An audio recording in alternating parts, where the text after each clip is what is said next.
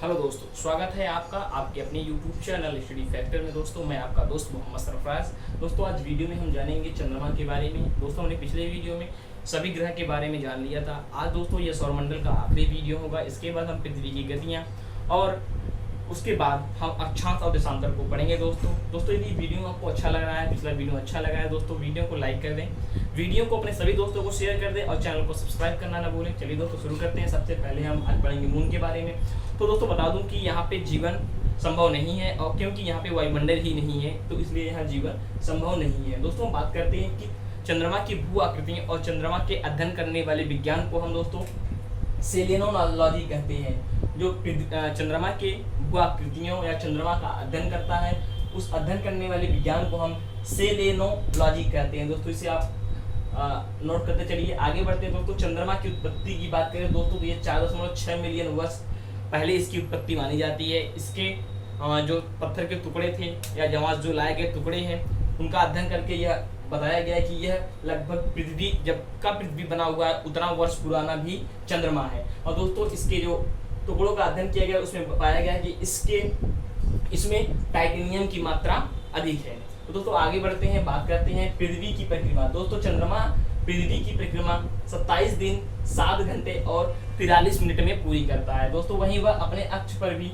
27 दिन 7 घंटे और 43 मिनट में एक चक्कर पूरा करता है। दोस्तों यही कारण है कि हमें चंद्रमा का केवल 57% ही भाग दिखाई देता है। और दोस्तों जब हम रात में छत पे सोते हैं तो हमें चंद्रमा पे काले काले धब्बे दिखाई देते हैं। उसके बारे में बता दें कि आपको वह जो काला भाग होता है वह वहाँ के मैदान होते हैं और उसे हम शांति सागर, धूल के मैदान होते हैं, उसे हम शांति सागर के नाम से जानते हैं। दोस्तों चंद्रमा की दिन व रात की अवधि, दोस्तों चंद्रमा के एक दिन व रात की अवधि पृथ्वी के एक सप्ताह के बराबर होती है। इसे याद रखिएगा, चंद्रमा की दिन और रात की एक दिन की अवधि पृथ्वी के एक सप्ताह के बराबर होती है, क्योंकि उसकी घूर्णन गति कम है। तो आगे बढ़ते हैं और बात करते हैं सबसे ऊंची पर्वत। दोस्तों सबसे ऊंची पर्वत वह है लिम्निट्ज है। चंद्रमा का सबसे ऊंचा पर्वत जो है वह लिम्निट्ज है और उसकी ऊंचाई 10,668 मीटर है और ये चंद्रमा के दक्षिणीय ध्रुव पे स्थित है। तो इससे आप अनुमान लगाइए कि यह पृथ्वी के माउंट एवरेस्ट से भी 2000 मीटर ऊंचा है। दोस्तों बात करते हैं प्रथम मानव युक्त चंद्रयान मिशन की। दोस्तों वह अपोलो 11 चंद्रयान का नाम है दोस्तों, अपोलो 11, और यह 20 जुलाई 1969 को भेजा गया था और इसमें नील आर्मस्ट्रांग और एल्विन एल्ड्रिन गए थे अंतरिक्ष यात्री के रूप में।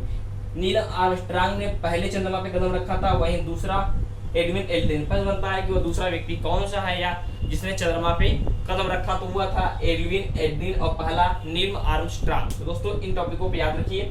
आगे बढ़ते हैं और चंद्रमा के बारे में और कुछ महत्वपूर्ण टॉपिक शुरू करते हैं। उसको शुरू करने से पहले दोस्तों एक रिक्वेस्ट कि आप चैनल को सब्सक्राइब कर दें और आप हमारे टेलीग्राम से भी जुड़ जाइए। टेलीग्राम से जुड़ने के लिए आपको टेलीग्राम पे स्टडी फैक्टर सर्च करना है। दोस्तों स्टडी फैक्टर आप सर्च करके सर जुड़ सकते हैं हमारे टेलीग्राम से। साथ ही दोस्तों आप फेसबुक के हमारे ग्रुप स्टडी फैक्टर के नाम से ही है, उससे भी आप जुड़ सकते हैं। तो दोस्तों आप फेसबुक पे जरूर आए। अब दोस्तों आगे बढ़ते हैं और हम बात करते हैं कि पृथ्वी से दूरी। तो दोस्तों पृथ्वी से चंद्रमा की दूरी 3,84,000 किलोमीटर औसत दूरी है दोस्तों ये पृथ्वी से। अब दोस्तों कुछ नाम आते हैं, उस नाम के मतलब कौन समझ लेते हैं। एक नाम आता है सुपर मून। तो दोस्तों सुपर मून होता क्या है। दोस्तों जब चंद्रमा अपने दीर्घवृत्तीय कक्षा के अवधि के दौरान पूर्णिमा की अवस्था में हो और पृथ्वी के सबसे निकट हो, पूर्णिमा में हो और पृथ्वी के सबसे निकट हो, तब उसे हम सुपर मून कहते हैं। ऐसी स्थिति में क्या होता है, चंद्रमा हमें 14% और अधिक बड़ा दिखाई देता है। साथ ही दोस्तों यह 30% अधिक चमकीला दिखाई देता है।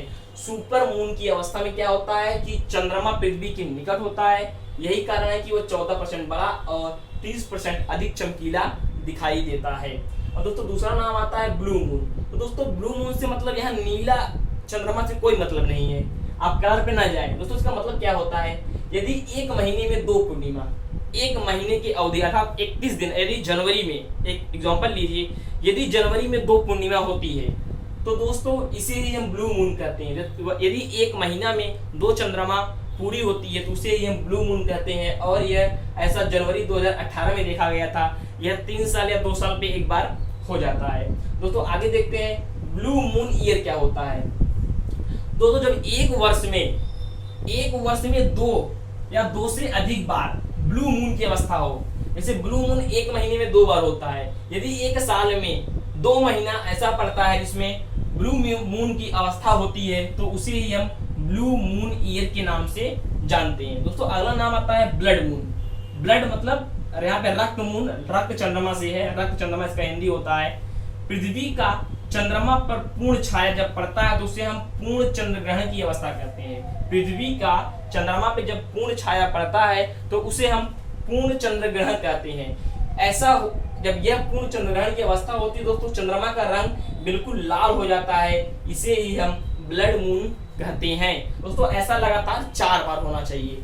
अब दोस्तों आगे बढ़ते हैं। एक नाम आता है सुपर ब्लू ब्लड मून, मतलब यहाँ पे सुपर आ गया, ब्लू आ गया, अब ब्लड, यह तीनों नाम आ गए। तो दोस्तों क्या होता है, ऐसा जब हो कि जब यह तीनों अवस्थाएं हो एक ही बार में, ये तीनों चीजें हो, सुपर मून भी हो, ब्लू मून भी हो और ब्लड मून भी हो, तब उसे हम सुपर ब्लू ब्लड मून के नाम से जानते हैं। ऐसा जनवरी 2018 में हुआ था, ऐसा जनवरी 2018 में हुआ था। अब दोस्तों आगे बढ़ते हैं और देखते हैं कि चंद्रमा पर भारत के क्या मिशन रहे और क्या सफलता मिली। दोस्तों सबसे पहले बात करते हैं चंद्रयान फर्स्ट की। तो दोस्तों चंद्रयान फर्स्ट भारत के द्वारा 22 अक्टूबर 2008 को भेजा गया था और यह PSLV C11 सतीश धवन अंतरिक्ष केंद्र से इसे प्रक्षेपित किया गया था। दोस्तों वहीं चंद्रयान सेकंड की बात करें तो यह 22 जुलाई 2019 को JSLV MK3 के द्वारा सतीश धवन अंतरिक्ष केंद्र से ही इसे प्रक्षेपित किया गया था। हालांकि यह सफल नहीं हो पाया, यह 2.1 किलोमीटर पहले ही यह अपना इसरो से संबंध स्थापित नहीं कर पाया, वह गुम हो गया। और इसके दोस्तों 3 भाग थे, आर्बिटर, लैंडर और रोवर। दोस्तों आर्बिटर चंद्रमा से 100 किलोमीटर की दूरी पर ही वह चंद्रमा की परिक्रमा करता और वहां से सूचनाएं भेजता। लैंडर दोस्तों वहां पे लैंड करता और रोवर उसमें से निकलता और उसकी डिटेल्स को इकट्ठा करता। तो दोस्तों ऐसा हो नहीं पाया, हम बहुत नजदीक पहुंच गए थे। इसके पहले दोस्तों सफल लैंडिंग 3 देशों ने कराया था, अमेरिका, रूस और चीन दोस्तों, लेकिन उन्होंने दक्षिणी ध्रुव पे कभी नहीं उतारा था। जो पिछला भाग जो हमें दिखाई नहीं देता, भारत ने वहां कोशिश की थी, हालांकि हमें असफलता मिली। इसे हम असफलता नहीं सफलता कहेंगे क्योंकि यह बहुत ही नजदीकी मामला था और हम जल्द ही चंद्रयान 3 की योजना बना रहा है हमारा इसरो, और जल्द ही चंद्रयान 3 भी लॉन्च होगा, जो मैं आशा करता हूँ सफल होगा, भगवान उसे सफल करे। दोस्तों एक नाम आता है वीनस उपग्रह। वीनस उपग्रह, एक तो वीनस ग्रह है उसकी बात नहीं, यह बात हो रहा है वीनस उपग्रह। यह एक कृत्रिम उपग्रह है जिसे इजराइल द्वारा बनाया गया है और यह केवल 265 kg का है। दोस्तों यह माइक्रो उपग्रह है, बहुत कम वजन का है। यह क्या करता है, यह पृथ्वी की वनस्पतियों की निगरानी करता है। ये इसीलिए बनाया गया है कि पृथ्वी की वनस्पति की निगरानी के लिए। ऐसा प्रश्न आ चुका है, ऐसा कौन सा कृत्रिम उपग्रह है जो पृथ्वी पर वनस्पतियों की निगरानी करता है, तो उसका नाम वीनस उपग्रह, याद रखिएगा। ये इजराइल का है, 265 किलो इसका वेट है। दोस्तों आगे बात करते हैं एक क्षुद्र ग्रह जिसका नाम है 316201 या 316021। दोस्तों जिसे नासा द्वारा 12 अप्रैल 2015 को मलाला यूसुफजई के नाम से कर दिया गया। इस क्षुद्र ग्रह का नाम ही मलाला यूसुफजई कर दिया गया। आप मलाला यूसुफजई के बारे में जानते हैं दोस्तों, यह नोबेल पुरस्कार विजेता है। दोस्तों आगे बढ़ते हैं, अब हम बात करते हैं पुच्छल तारा धूमकेतु। दोस्तों धूमकेतु होता क्या, दोस्तों यह धूल बर्फ गैस के आकाशीय पिंड होते हैं दोस्तों, और इसके 3 भाग होते हैं। एक भाग होता है नाभि, कोमा और पूंछ। दोस्तों जो नाभि होता है वह केंद्र होते हैं और कोमा जो होता है इस नाभि के चारों ओर गैस के भाग होते हैं, और सबसे इसका जो निकला हुआ भाग होता है वह पूंछ होता है। दोस्तों ये जब क्या होता है, कभी कभी चंद्रमा के निकट जाता है और जलने लगता है, तो जो उसकी चमक बाहर की तरफ निकलती है, सूर्य के बाहर की ओर, उसे ही हम पुच्छल तारा की पूंछ कहते हैं। दोस्तों याद रखिएगा ये बात। दोस्तों यहाँ पे है हैली। दोस्तों हैली क्या है, हैली एक धूमकेतु है दोस्तों, और इसका समय काल 76 वर्षों में है। दोस्तों ये 76 वर्षों में एक बार दिखाई देता है, अगली बार ये 2062 में दिखाई देगा। यदि हम जिंदा रहेंगे तो इसे जरूर देखेंगे। दोस्तों बात करते हैं हेल-बाब। दोस्तों हेल-बाब क्या है, यह भी एक क्या है, धूमकेतु है। दोस्तों यह 23 जुलाई 1995 को बृहस्पति ग्रह के पास यह देखा गया था। तो दोस्तों इस प्रकार हमने चंद्रमा के बारे में पूरी जानकारी ले ली है। यदि आपको चंद्रमा से संबंधित कोई टॉपिक लगता है कि छूट गया है तो आप कमेंट करें, उसके बारे में मैं एक वीडियो भी बना दूंगा। यदि वीडियो अच्छा लगा है तो लाइक कर दें, कोई कमी दिख रही हो तो कमेंट करें दोस्तों। यदि आपका कोई प्रश्न है फिर भी आप कमेंट कर सकते हैं। एक रिक्वेस्ट दोस्तों, वीडियो को लाइक कर दें, चैनल को सब्सक्राइब जरूर करें और अपने सभी दोस्तों को यह वीडियो शेयर कर दें। दोस्तों पूरी विश्व भूगोल की जो ये क्लास है वो बिल्कुल फ्री होने वाली है, ऐसा कुछ भी नहीं है कि आगे चल के ये पेड होगा। पूरी क्लास जितनी भी होगी आपको फ्री मिलेगी। थैंक यू दोस्तों, जय हिंद।